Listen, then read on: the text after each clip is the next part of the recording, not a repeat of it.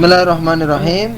Kembali kepada pertanyaan Pak Mas Basol mengenai apakah dunia ini perlu dihancurin hanya untuk menghisap manusia atau dihancurkan hanya untuk menghisap manusia. Ada beberapa kriteria yang harus atau beberapa catatan yang harus kita perhatikan. Satu, dalam agama itu yang disebutkan istilahnya secara gamblangnya itu adalah dihancurkannya alam. Yang dimaksud adalah tasmiyatul ba'd bilkul, bisa bilang begitu. Seperti kenapa kau pukul kepalaku, padahal yang dipukul hanya bagian kepalanya, sedikit aja. Ketika kau ketak kepala orang, jitak, oh kau jitak kepalaku, mana sebagian kepalamu, kok bagian dikit aja. Nah, jadi kalau agama mengatakan alam ini akan dihancurkan, terus jangan serta-merta kita artikan seluruh aflak dihancurin, seluruh planet-planet dihancurin. Bisa saja yang dihancurin itu hanya sekedar sebagian matahari, ya, matahari dengan bumi, bisa begitu. Alam di situ bisa diartikan kepada sebagian. Seperti kita mengepel rumah, apa rumahnya dipel semua? Kan yang dimaksudkan lantainya. Nah, apalagi pertanyaannya tadi, apakah untuk menghisap manusia perlu dihancurin semua? Nah, justru karena itu pahamilah, jangan keseluruhan kalau perlu.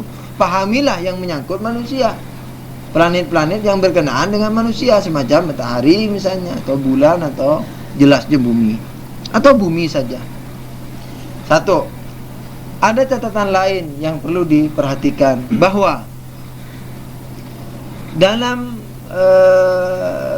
penciptaan itu tidak ada yang lebih afdol ketimbang manusia. Sampai-sampai malaikat disuruh sujud. Malaikat paling ngetopnya makhluk Tuhan, disuruh sujud. Bayangkan, disuruh tabi aja enggak, suruh sujud. Jadi kalau Tuhan hancurin semua demi manusia, buat apa? Kenapa? Demi makhluk yang paling hebat. Apa sih artinya matahari bagi Tuhan? Iya, kalau kita, waduh, bangun rumah repot-repot, dibakarin semua karena untuk menghisap satu orang. Iya, kalau kita, mana Tuhan, kun fayakun, mau bikin lagi 1 detik jadi. Apa artinya bagi Tuhan? Apalagi dalam Islam toh, yang tidak materialis, sholat subuh, sebelum subuh 2 rakaat, katanya lebih afdal dari bumi dan seisinya. Waduh, isinya banyak mutiara loh, la atsof toh. Tapi itu masih lebih afdal daripada itu. Kemudian, nah, jadi jawaban secara yang lebih gamblangnya bahwa kemungkinan yang dikeluarkan, yang dihancurin hanya berkisar bumi dan planet-planet yang lain. Barangkali juga termasuk matahari. Sebab banyak di, kalau nggak salah di Quran malah di akhirat itu nanti harinya adalah 50 tahun satu harinya. Nah, maka itu matahari yang menyebabkan peredaran hari cepat ini harus dihancurin atau dijauhin supaya peredaran tahun kita lebih. Jadi ada perubahan lah. Dan tidak, kenapa sih? Apa muskilahnya? Ya kan? Iya, kalau kita, jangan dibayangin kita. Itu relatif, kalau tahu sih relatif. Iya, jadi kalau cuma itu barangkali berdentum-dentum sampai jauh misalnya. Sebab barangkali surga ini juga pintunya dari bumi. Sebagaimana dikatakan, dari bumi engkau diciptakan, kepadanya engkau dikembalikan, dan darinya engkau dikeluarkan.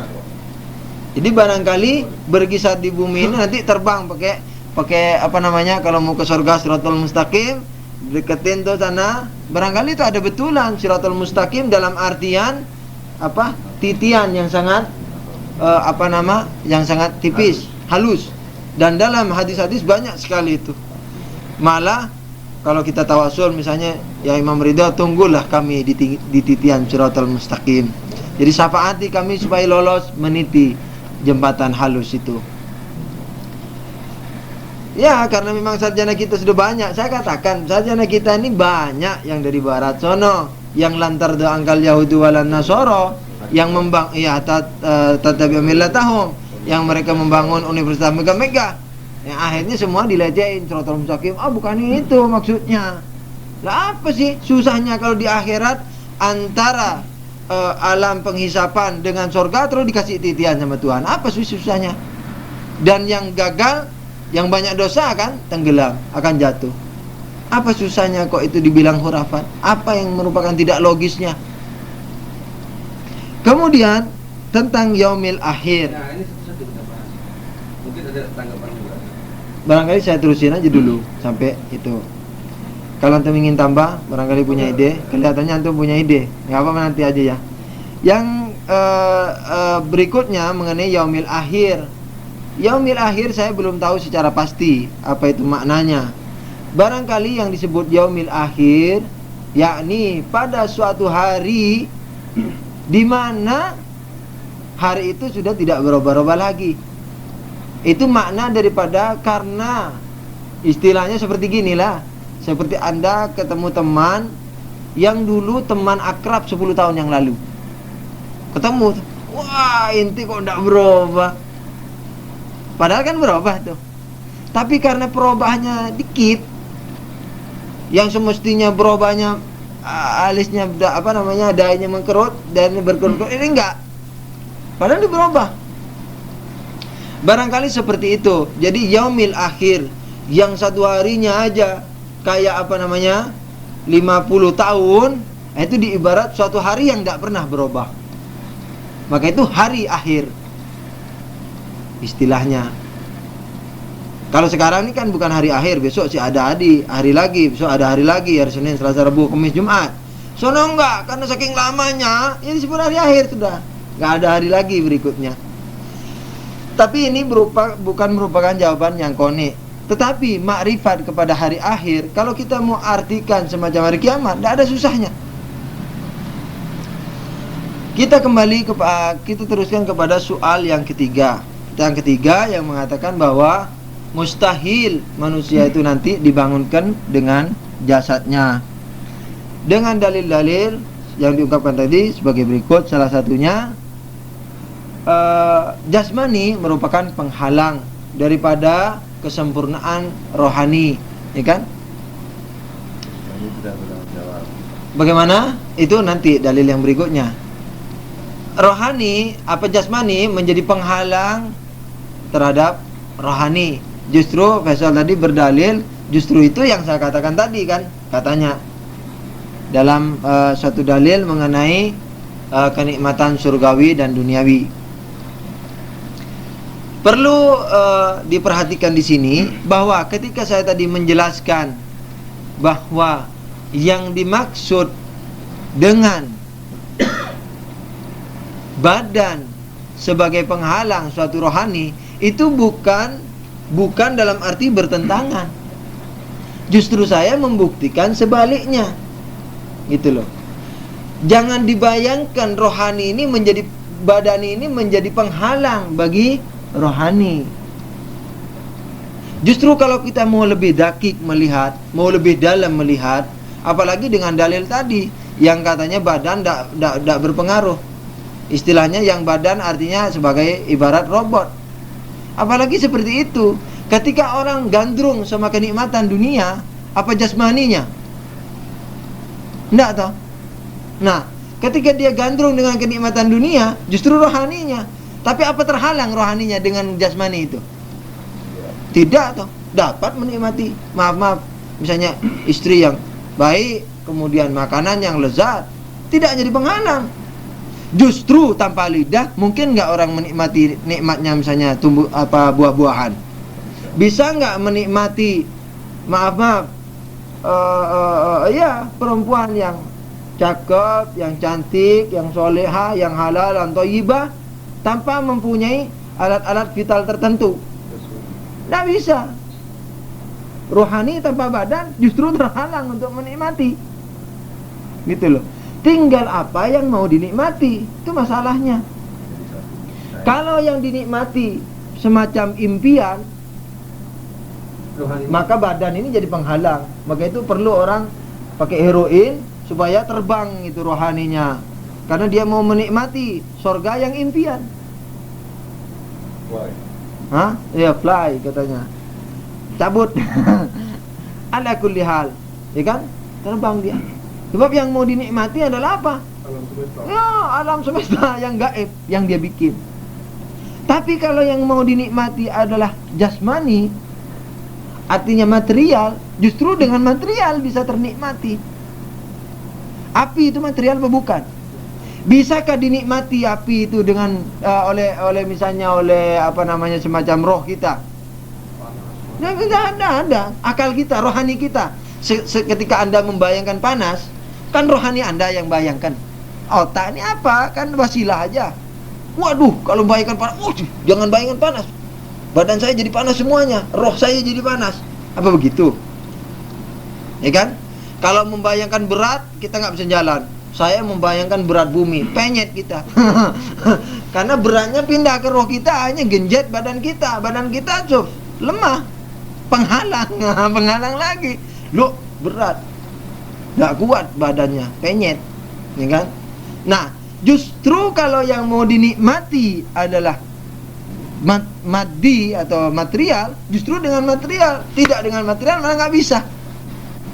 Nah, itu permasalahannya. Sementara surga itu apa? Material, apa? Istilahnya non material. Material toh, jelas. Dalam Al-Quran jelas sekali. Apalagi di surga dikatakan bahan bakarnya adalah batu dan manusia. Neraka, iya, seperti neraka. Surga, air mengalir. Ini kepada lahir daripada suatu ibarat Quran. Dan lahir Quran adalah hujjah. Nah, yang disimbolkan justru itu, ya kan? Justru material. Maka itu kalau dibangkitkannya manusia hanya rohani, nggak bisa nikmati, ya kan? Nggak bisa menikmati. Ngimpi terus. Walhasil ngilo raja. Kayak orang yang dikasih sesajen di kuburan, apa pernah hilang itu? Kecuali dicuri orang. Di kuburannya dikasih sesajen, paha ayam apa, nggak bisa makan juga dia. Karena apa? Alatnya sudah nggak ada, ya kan? Alatnya sudah nggak ada. Sementara seperti di dalam contoh Nabi Adam alaihissalam, apa katanya Allah? Makan semua yang ada, Nabi Adam. Makan semua, kecuali ya satu ini. Kenapa? Itu tidak apa-apa, tidak menjadi masalah, karena surganya barangkali lain, mesti satu derajat di bawahnya, atau karena masuknya Adam ke surga bukan karena amal. Dan di surga itu bukan berarti nggak terbatas, ada batasan. Siapa yang bilang di surga nggak ada batasan? Ya Tuhan, jadikan aku Nabi Muhammad. Ya nggak bisa. Maaf ya, umpama mizat punya bidadari, aku juga punya. Ya Allah, punya mizat itu anak ingin ya. Dikasihkan. Wah, bacok-bacokan sama mizat di surga. Pertumbuhan lagi. Bukan boleh. Enggak. Di mana terus? Justru kita di sana itu justru Allah menghimpun orang-orang soleh di alam soleh, bukan di alam binatang. Justru di dunia aja sudah dimarahin, ngambil punya orang, apalagi di sono. Maaf ya, maaf ini jangan sampai dibayangkan. Minta punya bidadarinya Nabi gitu umpamanya. So, nauzubillah, ya kan? Tapi persediaan banyak. Oh ya.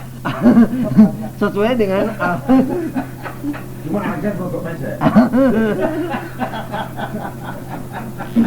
Jadi bidadari ini ya ada prosesnya. Iya, jadi sesuai dengan apa yang ternampak. Hah? Bidadari bukan cuma rohani. Bukan, ya material. Kalau rohani apanya yang mau dinikmati? Sesama rohani kan sudah saya bilang, roh sama roh bisa saja menjelma seperti dalam mimpi. Rohani sama rohana di sana. Ya. Jin bisa berkeluarga, beranak. Bagaimana? Bisa berbentuk. Jin itu barangkali bukan non material. Dia itu adalah material yang katanya dalam istilah orang-orang materi yang tidak padat. Kita tuh materi yang padat. Wallahu a'lam, saya masih belum menyelidiki. Api materi. Padahal dia orang diciptakan Dari api misalnya. Cahaya materi. Dan materi itu kan ada materi yang Oke. Sekarang kesimpulannya bagaimana saja? ini masih belum. Jadi misalnya dalilnya banyak sekali tuh Faisal tadi. saya mendengar pertanyaannya aja, nanti pertanyaannya dijadikan buku sendiri. Ala kulli hal kan. Jadi justru material ini menjadi wasilah untuk menikmati surga itu. Ya kan? Kalau surga yang dijanjikan bidadari hayali, buat apa dinikmati? Apakah lebih enak bidadari hayali ketimbang hayal tentang Allah? Menikmati, kan sama-sama hayal nih. maksudnya kenikmatan batin. Kalau kenikmatan batin, apakah ada yang lebih nikmat dari Tuhan? Kalau orang mengatakan bahwa badan ini sebagai penghalang menikmati sorga, saya justru mau bertanya, buat apa justru diberi sorga? Adakah lebih nikmat mengingat Tuhan atau lebih menikmat sorganya? Atau Seandainya sama-sama non materi. buat apa ini badan?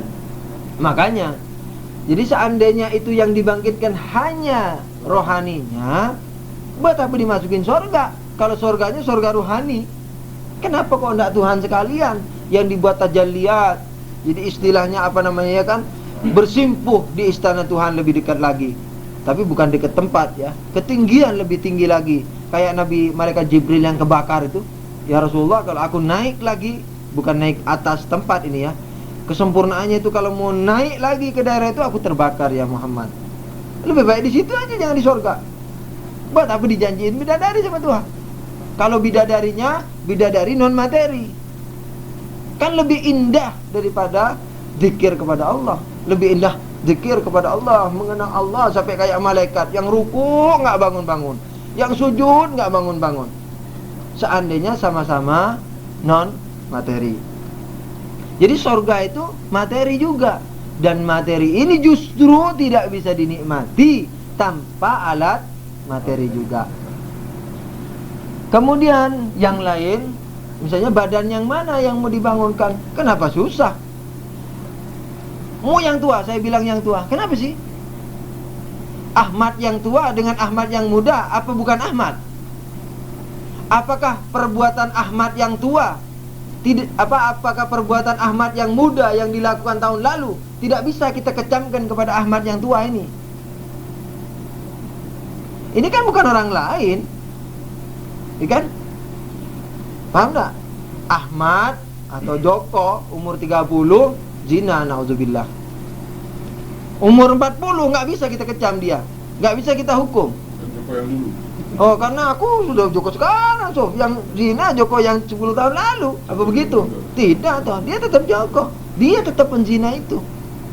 Dia tetap apa kalau Anda kecurian orang, dicuri hartanya, wah mobil diparkir disikat sama orang, ketemu sebulan kemudian, oh yang curi bukan aku, yang nyuri aku sebulan yang lalu, so jangan diminta ini, apa begitu? Tidak ada. Nggak usah digugat-gugat, sebab sudah bukan aku lagi. Yang mencuri adalah aku, strip. Dulu ada tatunya sini, sekarang tatunya udah nggak ada. Nggak bisa ada lagi, nggak bisa dituntut, apa begitu? Kan ini justru tidak logis. Artinya bahwa perbedaan yang terjadi, perubahan yang terjadi pada manusia tidak merubah struktur manusia itu. Artinya hakikat Ahmadnya, hakikat Jokonya. Allah mau bangunkan dengan tubuh muda semua, nggak apa-apa. Kenapa? Bagi Allah tidak berlaku hukum jarak. Iya, ruang, iya. waktu. Dan kita aja ya, seperti yang saya katakan tadi, Anda dicuri mobilnya 10 tahun lalu, ketemu kemudian, saksinya kuat, dia ngomong, aku memang yang curi, tapi bukan aku yang dulu, tuntut aja yang dulu, apa begitu? Kan tidak toh, kita aja mengatakan begitu. Nggak ada bedanya kau yang dulu atau yang sekarang. Kau yang mencuri, kau harus membayar denda.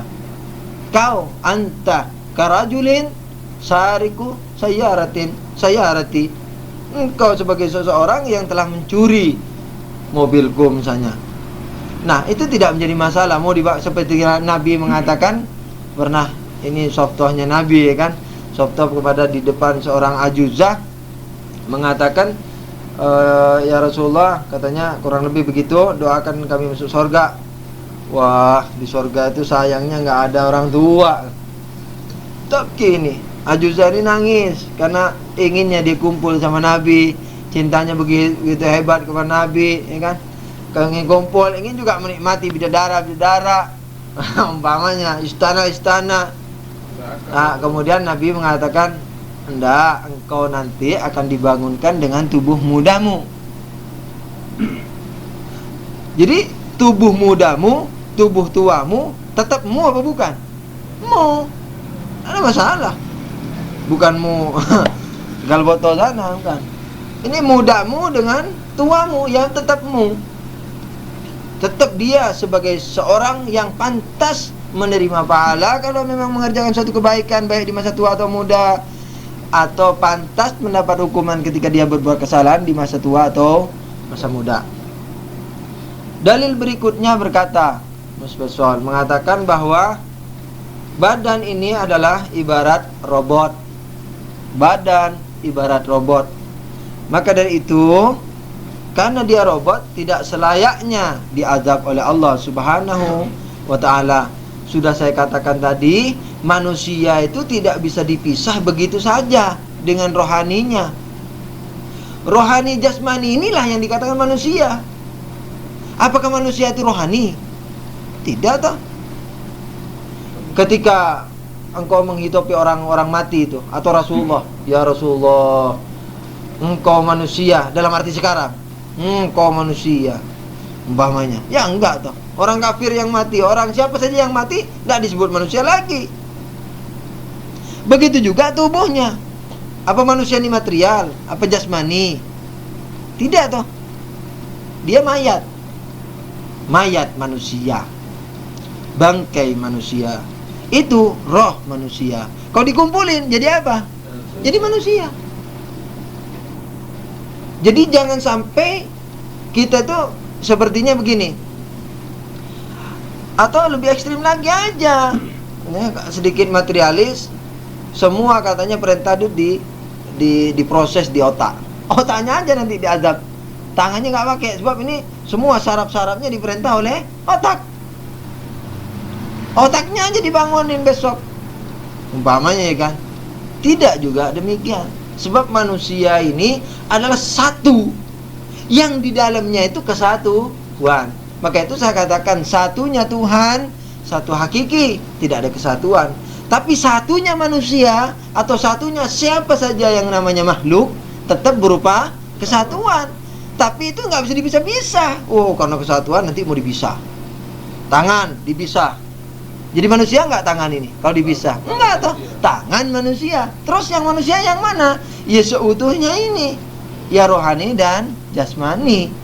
Dia yang bertanggung jawab terhadap perbuatannya. Dia yang telah yakni jasmani rohani, bukan rohani saja. Sebab manusia yakni jasmani rohani. Justru membedakan manusia dan malaikat, karena malaikat tidak mempunyai unsur jasmani, Allah tidak mempunyai unsur jasmani, tapi kita justru mempunyai unsur jasmani. Kayak air H2O, betul, H2O, hidrogen dan oksigen. Apakah mau dipisah? Oksigen air, bisa nggak? Oksigen dibilang air, hidrogen dibilang air, bisa? Nggak bisa toh. Ya kesatuannya itu sudah air gitu. Jadi kalau Anda meminum air, ya minum hidrogen, oksigen. Nggak bisa minum hidrogen aja atau oksigen saja. Jadi Silakan. Waktu meninggal, misah nggak roh sama jasad? Di waktu itu dia misah. Jadi waktu ditanya, Maka itu tidak bisa dibilang manusia, baik rohnya atau mayatnya. Jadi yang bertanggung jawab waktu ditanya suara kubur kalau ada yang Sebenarnya pertanyaan itu adalah suatu pertanyaan, bukan pertanggungjawaban kalau dikubur. Ya kan? Hanya barangkali sebagai pendataan itu kalau komputer sekarang, kan? Kalau komputer siapa nih yang datang ke alam barzakh ini sekarang? Ditanya toh. Nah, itu saya pikir rohnya yang ditanya. Kau ini iya cacat jiwanya, tapi bukan penghisapan. Sebab rohnya aja tidak. Tapi rohnya mengetahui apa yang dia lakukan dulu. Sebab dia yang menjadi motores daripada badannya. Tapi dia adalah rohani dan yang dikatakan manusia, yakni rohani dan jasmaninya itu. Nah, dia tahu dulu, oh iya, dia yang mengingat, ya dulu kami kafir, ya dulu kami muslim dan sebagainya. Ya sudah, catat aja. Ya, tapi begini, mungkin juga tidak manusia yang itu, tidak tulang yang itu. Bukan tidak mungkin. Tapi itu membangkitkan dari dalam tanah, masuk di dalam tanah. Kalau tidak fisik sama fisik. Jadi satu orang keluar kikis. Sekarang kembalikan kepada manusia dengan manusia. Logik manusia dengan manusia aja. Sekarang Sin, Anda Jadi tanya. mesti ada Enggak, Sin. kemudian roh. Sin, Anda tanya sekarang. Antum nih mau memikir arsiteknya Tuhan. Kita hanya membahas mungkin tidaknya Sob, ini logis tidaknya. Ini pernah ditanya ini. Jadi kayak kehidupan di alam barzah kan? Seolah-olah nanti. Bukan gitu toh? Di alam ini bagaimana? Terus sekarang kita tahu kaca nih, kaca. Ya. Kaca ini ada yang dari sini tembus, dari sini tembus. Ada yang sebelahannya dari dalam melihat. Etalase ini. Nah, jadi si Anda pada waktu itu ada di dalam, Anda pada waktu sekarang ada di luar, ini sama juga. Tapi waktu Anda di dalam, Anda nggak bisa lihat yang keluar. Bukan kaca ini, kaca yang satu arah. Bukan kaca muka, kaca yang kaca gelap, kaca gelap.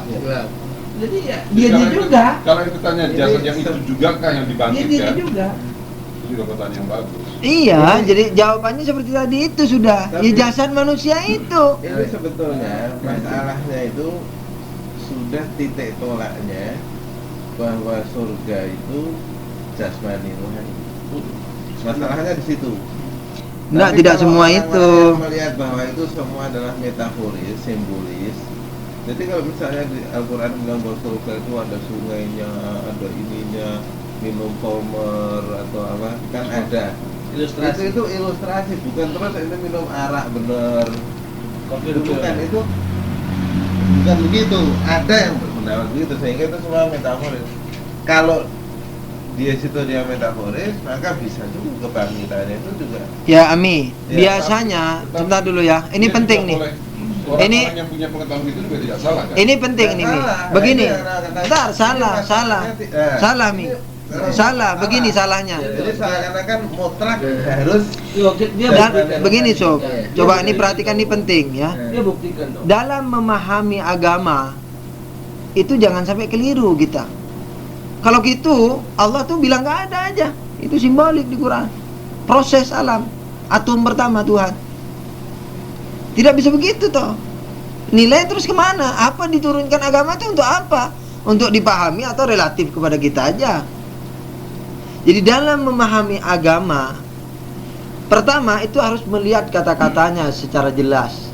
Itu boleh dijadikan dalil selama ayat yang lain tidak menolak kelahirannya itu, atau hadis yang sahih tidak menjelaskan kelahirannya itu.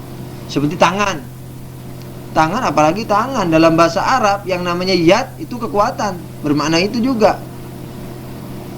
Katakanlah makna tangan. Nah, ketika Allah berkata di satu ayat yang lain tidak sama apapun terhadap Tuhan, laisa kamitslihi syai', sementara di ayat yang lain mengatakan ada tangan, ini kan bertentangan.